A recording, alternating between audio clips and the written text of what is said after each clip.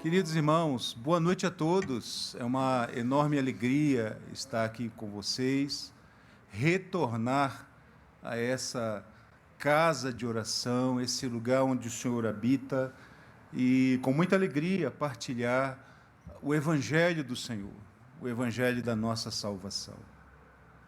Eu quero, então, pedir que vocês abram suas Bíblias na carta que Paulo escreveu a Tito, capítulo 2, nós vamos ler os versos de 11 a 15. Tito, capítulo 2, versos de 11 a 15. Esta mensagem tem como tema: fortaleça sua esperança no Senhor. Fortaleça sua esperança no Senhor. Eu gostaria de solicitar o apoio dos irmãos para... Eu vou ler os versos ímpares e a congregação presente aqui, os irmãos, lerão os versos pares. E eu finalizarei com a leitura do verso 15. Eu começo assim, meus irmãos: porquanto a graça de Deus se manifestou salvadora a todos os homens, educando-nos para que, renegadas a impiedade e as paixões mundanas, vivamos no presente século, sensata, justa e piedosamente, aguardando a bendita esperança e a manifestação da glória do nosso grande Deus e Salvador, Cristo Jesus. Qual assim mesmo se deu por nós, a fim de remir-nos de toda iniquidade e purificar para si mesmo um povo exclusivamente seu, zeloso de boas obras. Dize estas coisas, exorta e repreende também com toda a autoridade, ninguém te despreze. Eu quero orar por você, eu quero orar por mim mais uma vez, para que a bondade do Senhor, como orou o nosso irmão Misael, nos alcance e, de um modo muito especial, essa palavra chegue transformando corações. Tá bom?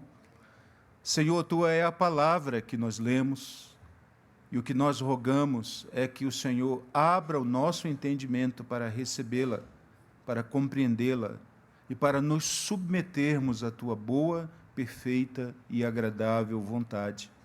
Nós rogamos, portanto, esse favor do Senhor, que o Senhor nos transforme e sejamos mais submissos, amorosamente falando, à Tua vontade, Senhor. Assim oramos no santo nome do Senhor Jesus Cristo. Amém.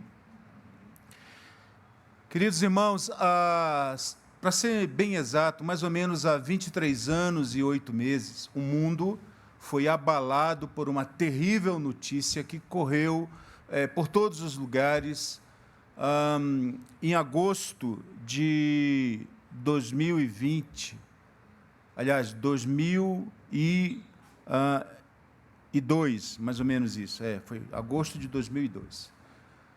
Um submarino russo poderoso, um submarino nuclear, que era o Kursk, o K-141.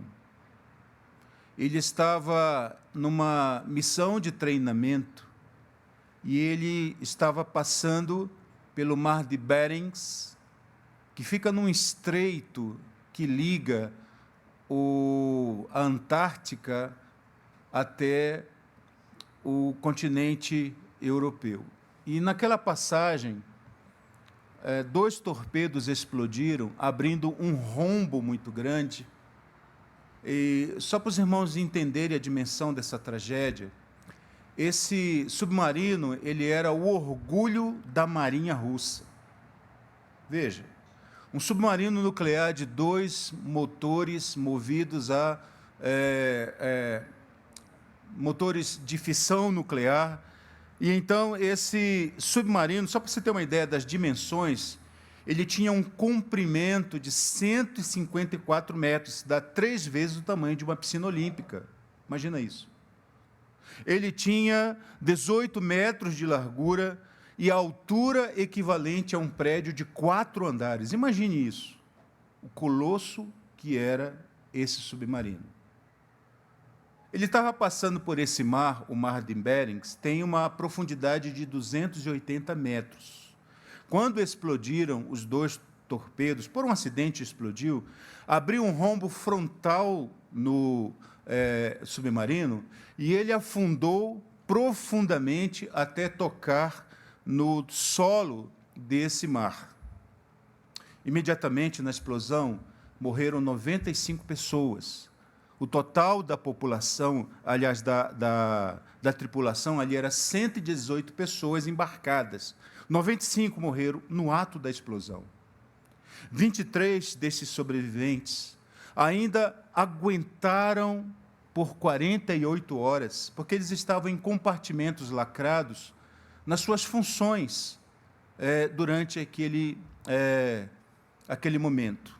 E quando a água entrou no submarino, eles não tinham condição de abrir a porta para tentar escapar, se comunicar com outros, mas eles tinham o sistema interno de comunicação com o qual eles trocavam mensagens entre eles, mas também se comunicavam com o continente, com a Rússia, e avisaram do que havia acontecido. Essas mensagens também chegaram ao conhecimento, por onda de rádio, elas chegaram ao conhecimento do mundo, e todo mundo ficou sabendo imediatamente do que aconteceu. E sabe, irmãos, um clamor que vinha das profundezas, das águas geladas, escuras. O clamor que mais ressoou por esse mundo, naquela época, há 23 anos e 8 meses, foi esse: há esperança para nós. Esse era um clamor desesperado. As pessoas estavam clamando, querendo saber se haveria possibilidade de um resgate, para que as pessoas que estavam lá pudessem ser salvas. A Rússia recusou todos os pedidos. Quando as nações com maior desenvolvimento, com capacidade de fazer esse tipo de resgate em águas profundas, a Rússia simplesmente negou a possibilidade de uma salvação, porque ela não queria que equipes estrangeiras de outros países entrassem com câmeras e filmassem os detalhes daquele navio, que era o navio de ponta da Rússia. Eles não queriam revelar os seus segredos. Então, as 48 horas iam acabando, e eles clamando desesperadamente, na escuridão, no frio, na agonia, eles clamaram: há esperança para nós, até que a voz silenciou. O mundo assistiu perplexo, sofreu com aqueles clamores que circularam pelo mundo. Irmãos, nós podemos fazer uma analogia com esse grito abafado pela pressão das águas escuras, geladas e profundas.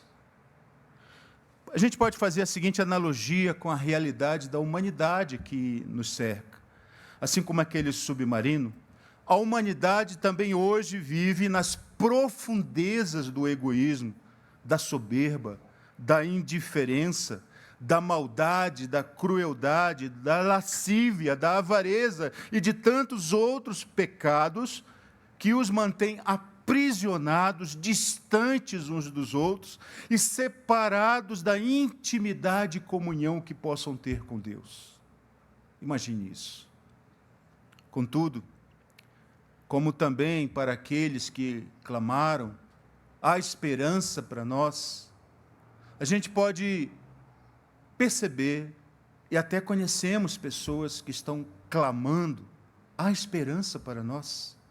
Talvez você conheça pessoas assim, talvez você saiba de algumas histórias de pessoas que estão clamando, pedindo ajuda, porque vivem desesperançadas, angustiadas, afundadas, profundamente pressionadas num mar de tristeza, de agonia, de crises existenciais.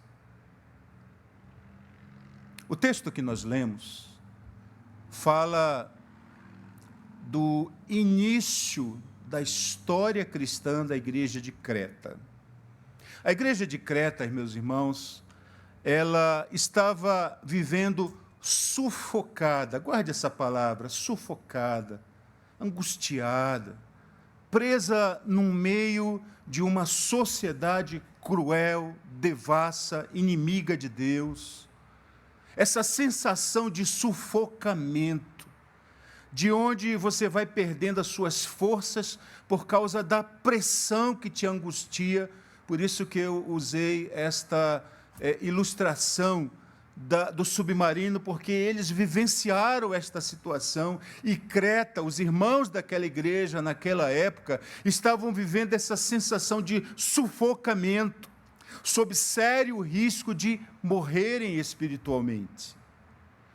Para você entender a história dessa igreja, estava terminando a 3ª viagem missionária, e Paulo recebe a notícia de que uma grave fome estava se abatendo sobre aquela região da Palestina. Paulo, então, convoca as igrejas da Macedônia para levantar uma grande oferta, e ele, então, no término da sua 3ª viagem missionária, agora ele tem que se dirigir até Antioquia, que era a igreja que o enviou à missão, para ele, então, apresentar o relatório de toda aquela 3ª viagem missionária, e depois ele desceria da Antioquia da Síria até Jerusalém, para encontrar-se com a igreja, mãe da igreja de Antioquia, e levar as ofertas que foram arrecadadas nas igrejas da Macedônia.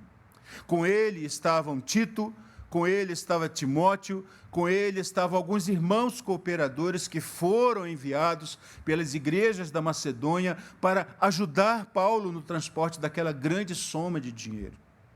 Quando Paulo chega em Jerusalém, ele é reconhecido pelos seus inimigos. Os seus inimigos, então, juraram que iam matá-lo, exterminá-lo. Paulo, então, teve que apelar para Roma, dizendo que, sendo ele romano, não poderia ser entregue nas mãos de homens perversos judeus que não julgariam com equidade. Paulo, então, ao fazer esse apelo para Roma, ele diz: eu quero ser julgado por César por causa da minha cidadania romana. Então, o que acontece? O governador Félix, o governador romano da época, daquela época lá na Palestina, ele então designa um centurião chamado Júlio para levar Paulo através do Mediterrâneo por um navio mercante de tela quadrada. Então, o que acontece então é que eles fazem essa viagem no mês de outubro, que é quando começa o inverno europeu. E o inverno europeu no Mediterrâneo é marcado por ventos muito poderosos. Isso agita o mar, gerando, então, uma viagem muito perigosa. Então, eles saem lá do porto marítimo de Cesareia, vão subir até a região da Pisídia, na Galácia, e daí, então, eles vão seguindo para aquele mar agitado, e um navio de tela quadrada não tem estabilidade. Ele começa a sofrer sério perigo de naufrágio, por causa do perigoso vento que soprava contra aquele navio. E aí, sabe o que acontece? O único recurso deles foi parar na ilha de Creta. E eles vão chegar na ilha de Creta, e vão passar 3 meses na ilha de Creta. E eles vão esperar aí nesse tempo. E então, Paulo obtém a permissão do centurião Júlio para viajar pela ilha. E então Paulo começa a visitar famílias, e começa então a pregar o evangelho. Mas é só 3 meses, ele não tem tempo para consolidar igrejas ali. Ele fez contatos, ele evangelizou, ele reuniu pessoas em torno do evangelho, mas ao mesmo tempo que ele está lutando pelo evangelho, nesse curtíssimo espaço de tempo, então, quando dá uma melhora no clima, o centurião Júlio com o piloto do navio, eles resolvem seguir viagem. A ideia deles é seguir pela costa da ilha de Creta, chegar numa determinada região que havia uma cordilheira de montanhas, onde os ventos, ao soprarem, iriam parar naquela cordilheira e garantir para eles até um espaço mais seguro para eles aguardarem melhor a passar a viagem. Mas o que acontece é que quando eles entram no mar, o vento noroeste sopra por essa ilha e vai empurrando o navio para longe de Creta. Eles vão chegar perto da ilha de Malta, ali vai ocorrer um naufrágio que nós conhecemos na história do livro de Atos. E então Paulo vai, e toda aquela população daquele navio, os tripulantes, os viajantes, presos, acorrentados, eles estavam ali então sofrendo com este naufrágio. Eles vão chegar quase que nadando em cima de destroços do navio, vão aportar então lá na ilha de Malta.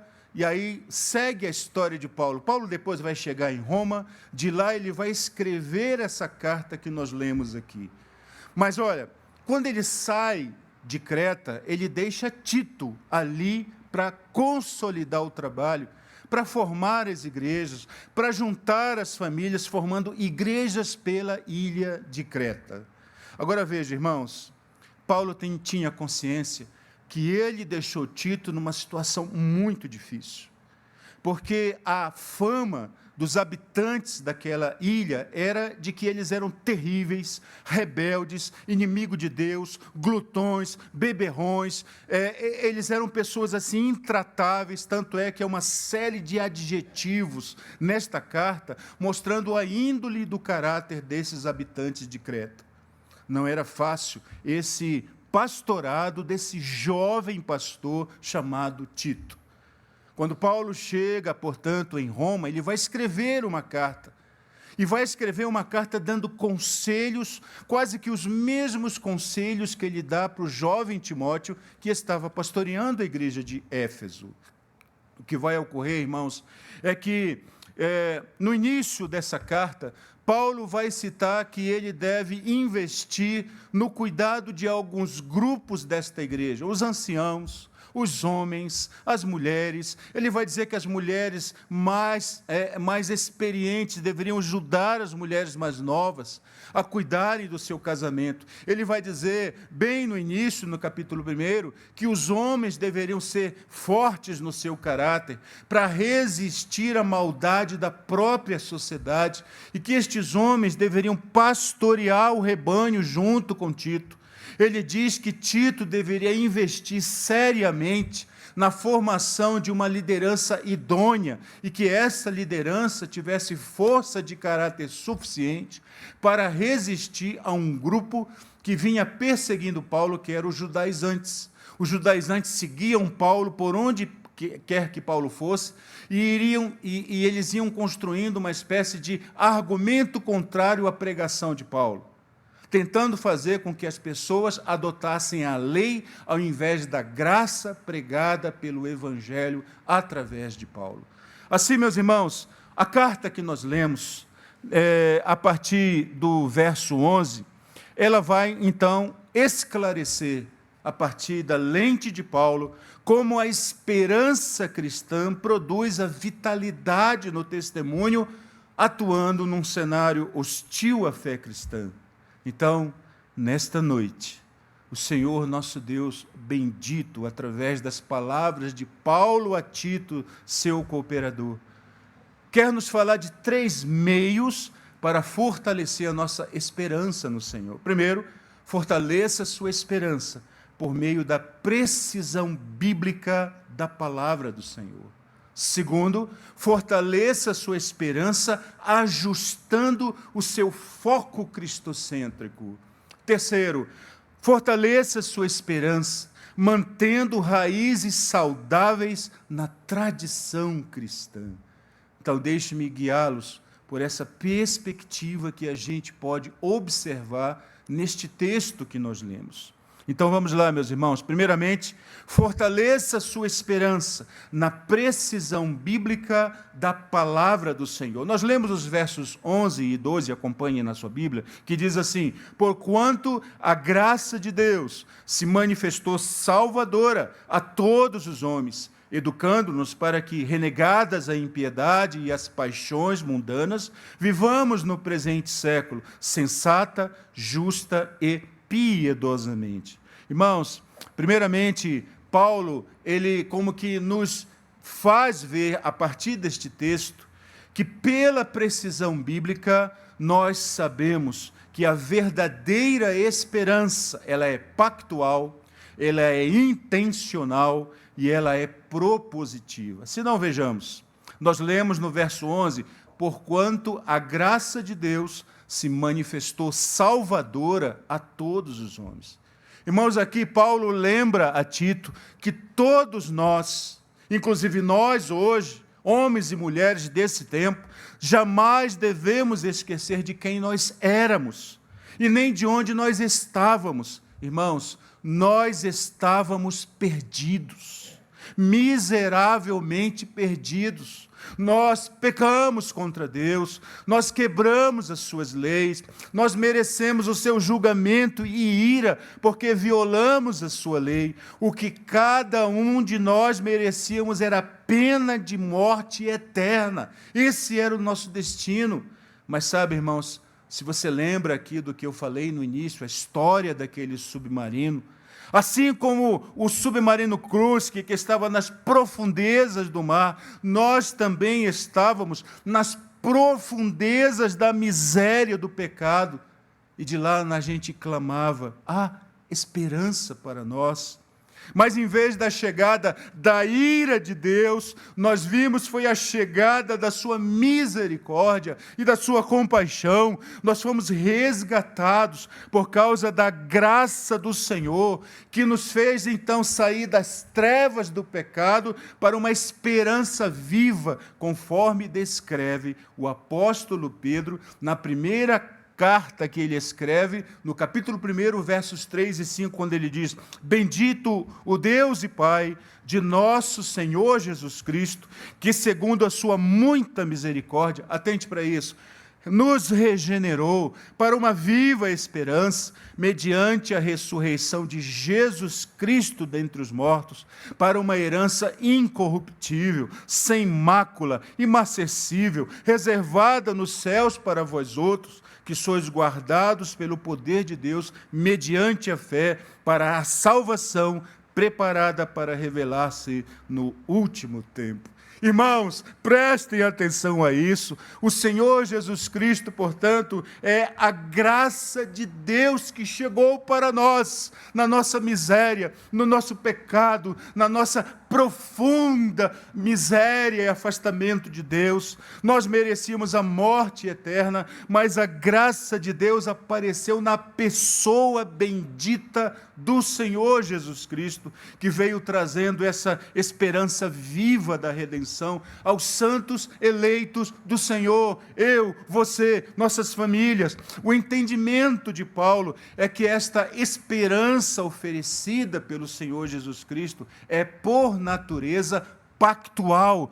Então, para você entender esse conceito de uma esperança pactual, é preciso a gente entender isso a partir do que a Bíblia nos oferece como referência precisa. Se não, vejamos, irmãos, quando a gente vai lá para o Antigo Testamento, nós vamos ver que essa esperança é pactual, porque ela está enraizada em Deus.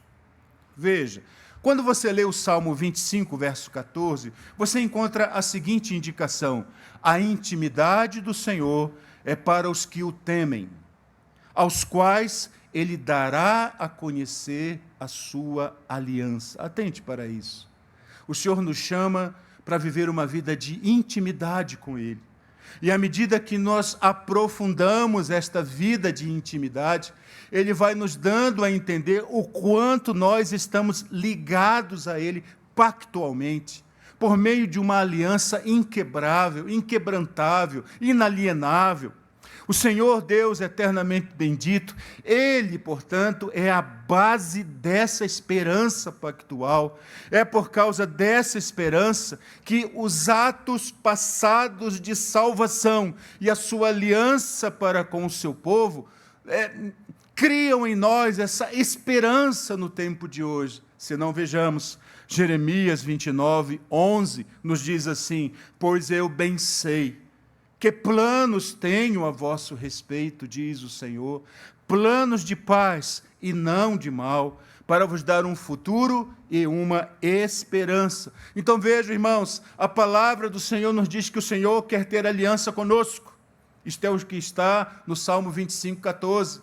E aí vem Jeremias 29:11 e nos diz que a razão do Senhor quer ter esperança conosco é para nos dar um futuro, é para criar um caminho de paz, é para nos dar esperança. Ou seja, as intenções do Senhor são as melhores possíveis para nos dar um futuro, uma esperança. Este é o nosso Deus que nos ama.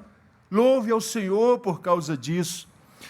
Veja, no Antigo Testamento, a aliança também é vista como a base da esperança pactual. É no livro do profeta Zacarias que você vai encontrar que aqueles que amam ao Senhor são chamados de prisioneiros da esperança. Ou seja, por confiarmos tanto no Senhor, nós nos agarramos no Senhor, nós nos deixamos prender na esperança. Amados, o profeta Zacarias vai chamar aqueles que amam ao Senhor de prisioneiros da esperança.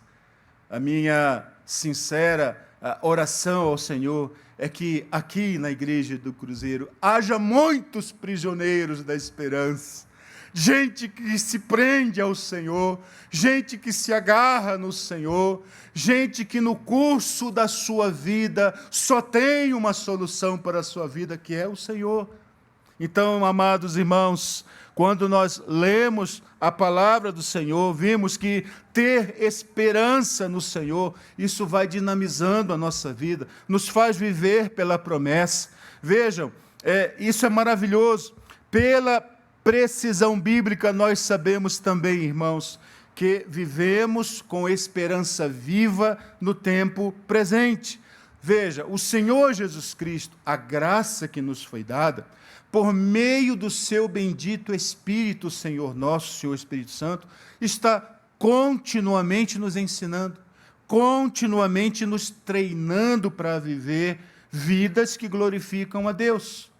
Veja, não é à toa que a gente encontra o Espírito Santo nos ajudando quando a gente não dá conta, quando a gente acha que viver a vida cristã é muito difícil, quando a gente acha que não dá conta de resistir ao mal. O Espírito Santo, o nosso Deus que habita dentro de nós, está continuamente nos empurrando, encorajando, para que a gente não pare na fé, para que a gente tenha uma esperança viva. Então, irmãos, nós precisamos olhar para a ação de Deus, essa esperança que perdura. Você sabe o que é esperança?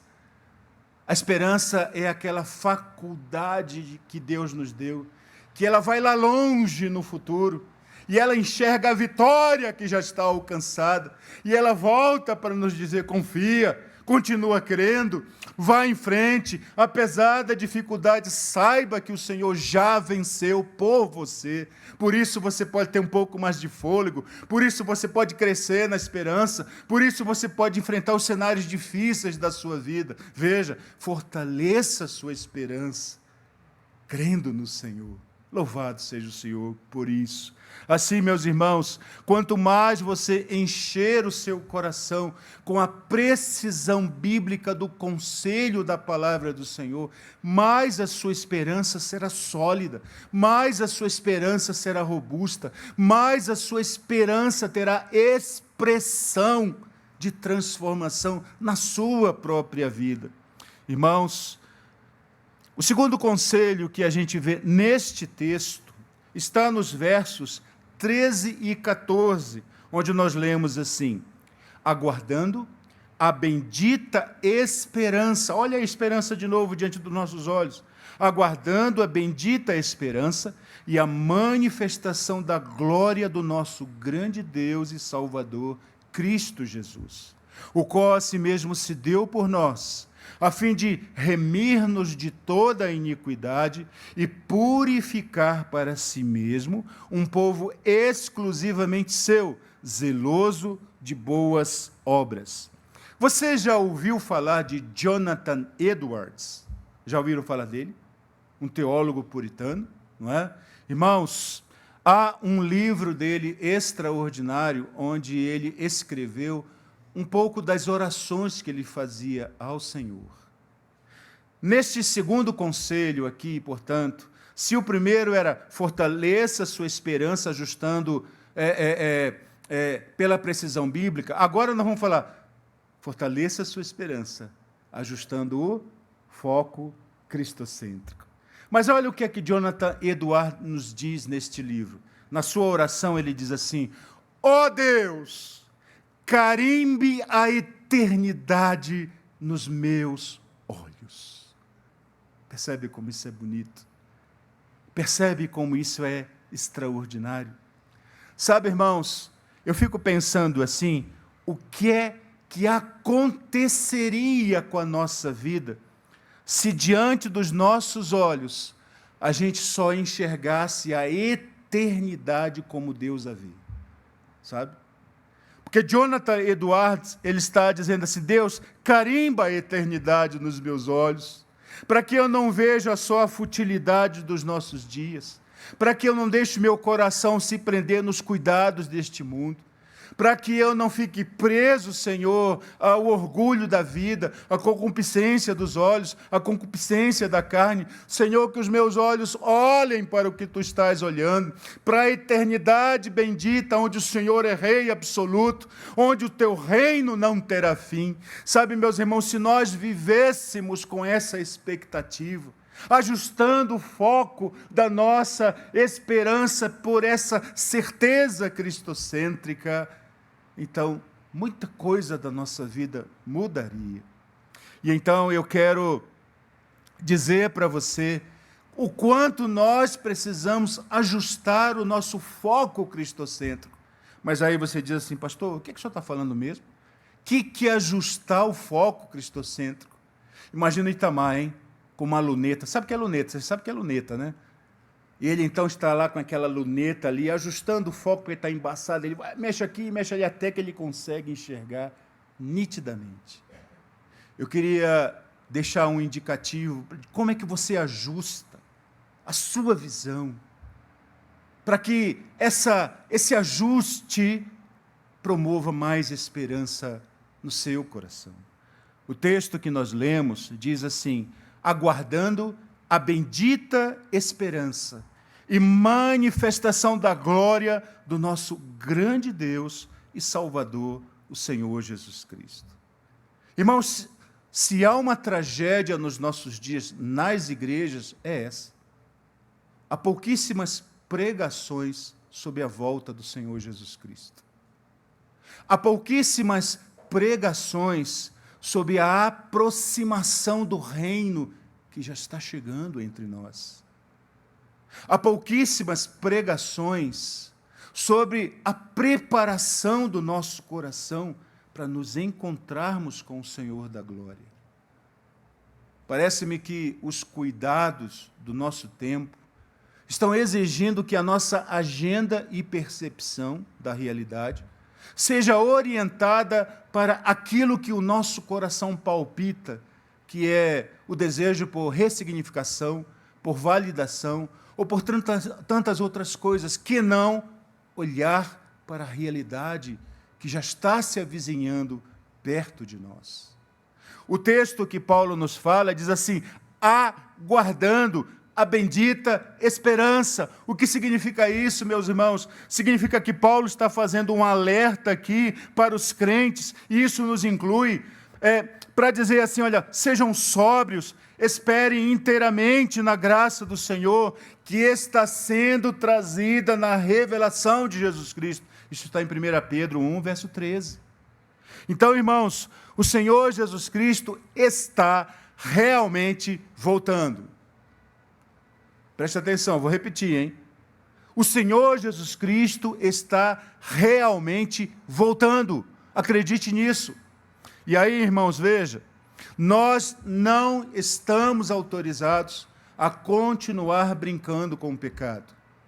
Nós não estamos autorizados a tocar a nossa vida como se Ele não existisse, como se Deus não existisse.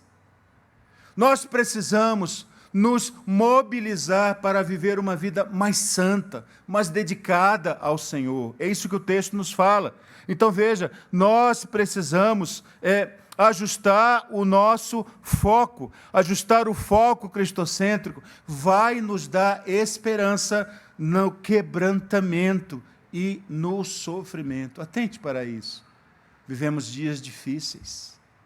E você me pergunta como é que ajustar o foco cristocêntrico nos ajudará com os tempos difíceis que nós vivemos. Veja, o verso 14 do texto que você leu diz assim: o qual a si mesmo se deu por nós, a fim de remir-nos de toda iniquidade e purificar-nos para si mesmos. Então, irmãos, mesmo vivendo num mundo de pecado, sofrimento e dor, a Bíblia nos diz que nós não devemos desanimar, mesmo vivendo pressionados do jeito que a gente vive. Veja o que nos diz Romanos 8, verso 18, quando Paulo, mesmo sofrendo, ele vai falar assim, olha, porque para mim tenho por certo que os sofrimentos do tempo presente não podem ser comparados com a glória a ser revelada em nós. Veja que Paulo está dizendo que mesmo sofrendo, nós precisamos enxergar para uma realidade acima dessa realidade que nós vivemos. Nós devemos, então, ajustar o nosso foco. Você está sofrendo, querido irmão, você está sofrendo e agonizando, querida irmã, olhe acima desta realidade. Veja a imarcessível glória que te aguarda. Veja isto, Apocalipse capítulo 21, versos 3 e 5, é simplesmente libertador quando nos propõe a seguinte realidade. Veja o que diz: então ouvi grande voz vinda do trono, dizendo, eis o tabernáculo de Deus com os homens. Agora atente para isso. Deus habitará com eles, eles serão povos de Deus, e Deus mesmo estará com eles, e ele lhes enxugará dos olhos toda lágrima, e a morte já não existirá, já não haverá luto, nem pranto, nem dor, porque as primeiras coisas passaram, e aquele que está assentado no trono disse, eis que faço novas todas as coisas. Louvado seja Deus. É com esse Deus maravilhoso que nós estamos nos relacionando, Misael. Um Deus que olha para as nossas tristezas, angústias, lutas, padecimentos. É esse Deus que do seu trono diz assim, confia, eu vou dar um desfecho em toda essa história. E o desfecho vai ser, você vai habitar comigo, eu serei o seu Deus. Eu vou enxugar dos teus olhos toda lágrima. Acredite, essa mensagem de consolação é para o seu coração, é para o meu coração. Por isso é que Jonathan Edwards diz, Senhor, carimba nos meus olhos a eternidade, onde nesta eternidade o Senhor habita gloriosamente. Nada do que acontece no presente tempo, no presente século, tem o poder de quebrar esta esperança quando firmada no Senhor. Nós passamos por padecimentos, sim. Nós sofremos, sim. Nós nos angustiamos demais. Nós sofremos, choramos, lamentamos, nos angustiamos. Mas veja, irmãos, são reações normais da nossa natureza, que clama por restauração, que clama pelo favor de Deus, mas Deus não está alheio, afastado, e inerte, indiferente ao nosso sofrimento. Ele vem e olha e de uma forma muito amorosa nos diz, tenha paciência, tenha esperança. É por um breve tempo. A vitória você a experimentará por toda a eternidade. De tal maneira que o gozo vai ser tão profundo que nós já nem lembraremos do tempo das nossas angústias.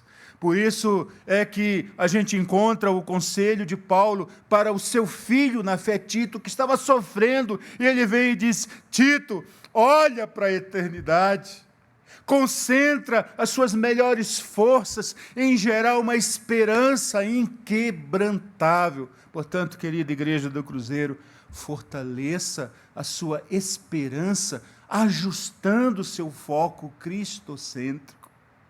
Para ajustar seu foco cristocêntrico, você precisa ser fiel na leitura da palavra. buscar a precisão bíblica do conselho do Senhor.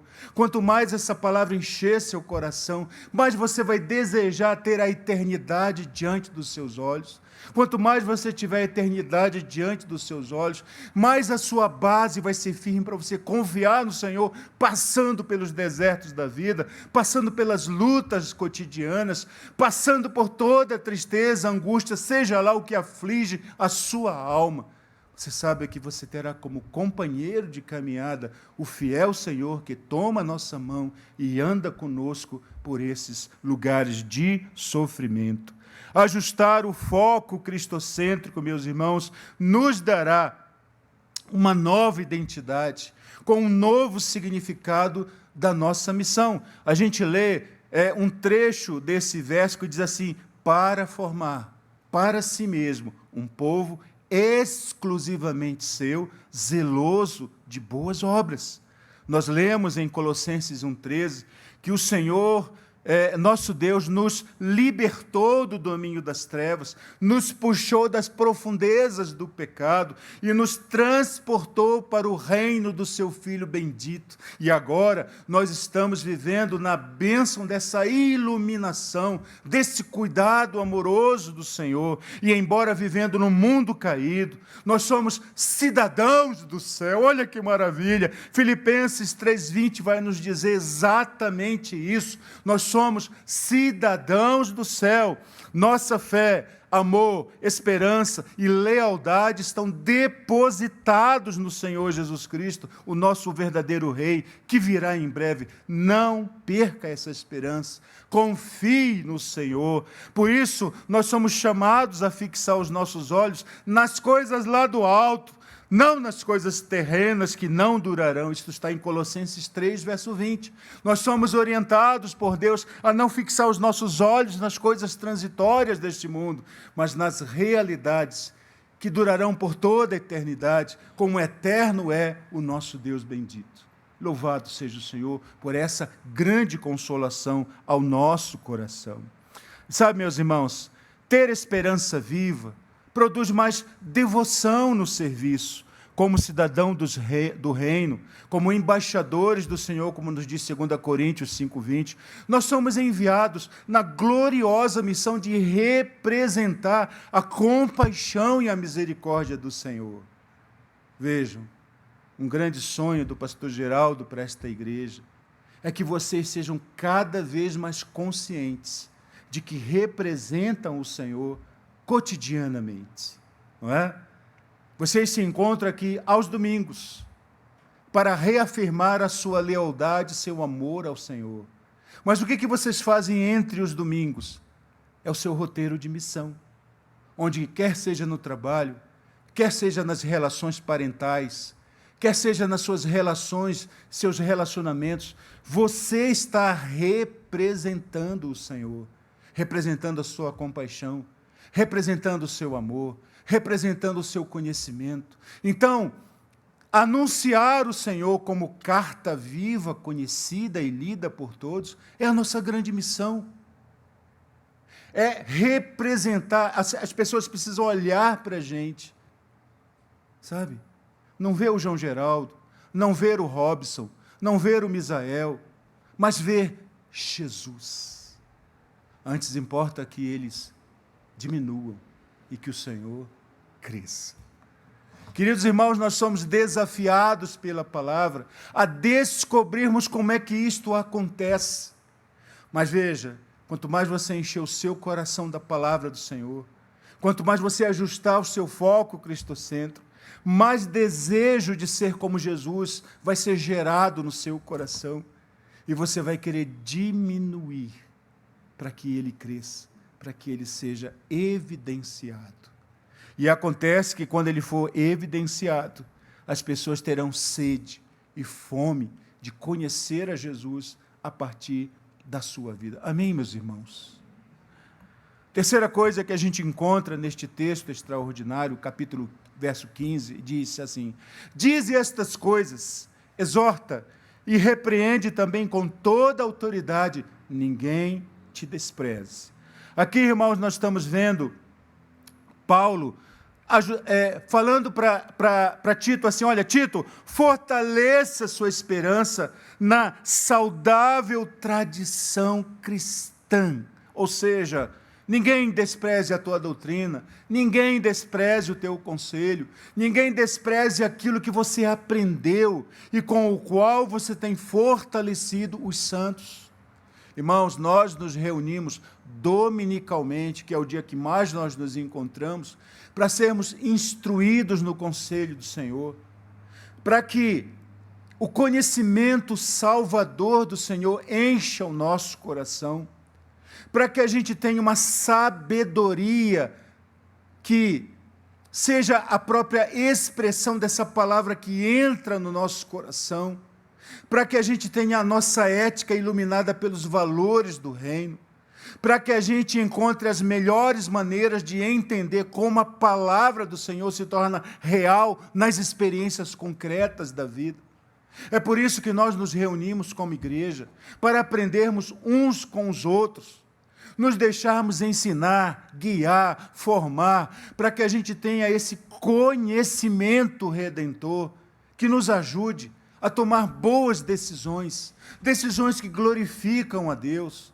Assim, meus irmãos amados, vejam, tudo isso vai compor o grande escopo daquilo que a gente chama de tradição cristã. É muito importante que a gente tenha essa compreensão. Portanto, o primeiro conselho que a gente encontra aqui, especificamente aqui no verso 15, é quando Paulo diz assim, conte a todos sobre isso. Ele está responsabilizando Tito. Tito deveria olhar para a grandeza da missão a qual ele foi encarregado e ensinar as pessoas da ilha de Creta, falar do Evangelho, contar o conteúdo que ele mesmo já tinha recebido como ensino, mas havia validado como experiência viva e concreta na sua própria existência. O segundo conselho de Paulo é ajude-os, exorte-os a atingir este objetivo. Ou seja, as pessoas, não é só para que as pessoas sejam ensinadas, não, você tem que estar perto, você tem que aconselhar, você tem que dirigir o relacionamento, você tem que, de algum modo, aproximar-se para tornar possível que este ensino se transforme em ações transformadoras da vida. Sabe por que eu falo isso? Porque muitas vezes a gente para simplesmente na informação da doutrina. Mas Paulo está aprofundando aqui para Timóteo, dizendo, Timóteo, não faça só isso.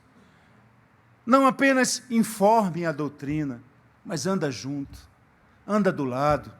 Se Paulo vivesse nos nossos dias, seria assim, Danilo, você ensinou bem? Aí o Danilo, eu falei tudo. Não, mas Danilo não é só isso. Marca um café com ele, toma um café, come um pão de queijo, fala sobre as situações da vida, ensina, come um bolo, leva para a tua casa.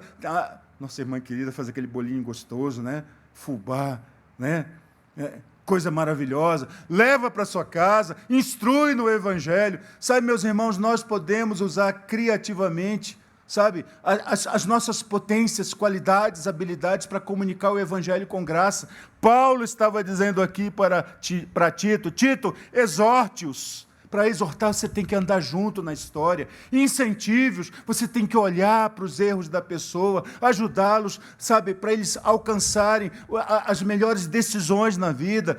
Paulo estava dizendo, não apenas informe teoricamente a doutrina, mas anda com eles, cria uma história, mistura a sua história com a história deles. Evangelizar tem que acontecer pela amizade, evangelizar tem que acontecer na história de uma vida na outra vida. Sabe, nós tínhamos que entender esse processo.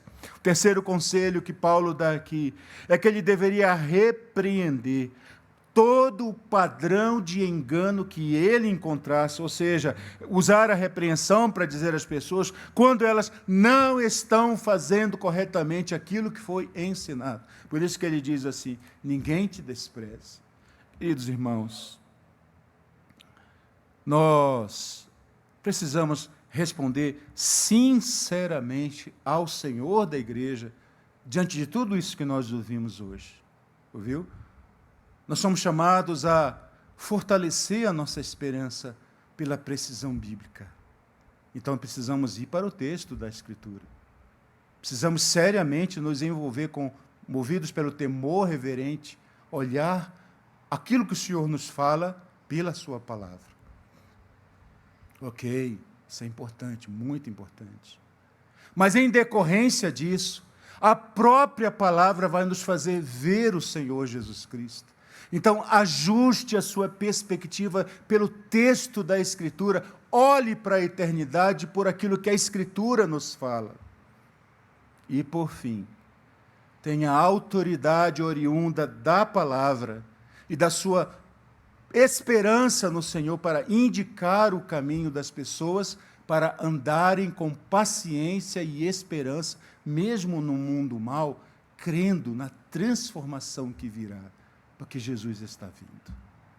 Então, amados irmãos, nesta noite, nós ouvimos coisas muito importantes e que carece da sua atenção e do seu envolvimento, do seu compromisso em transformar essas palavras que você ouviu na sua própria vivência, na sua resposta à graça do Senhor.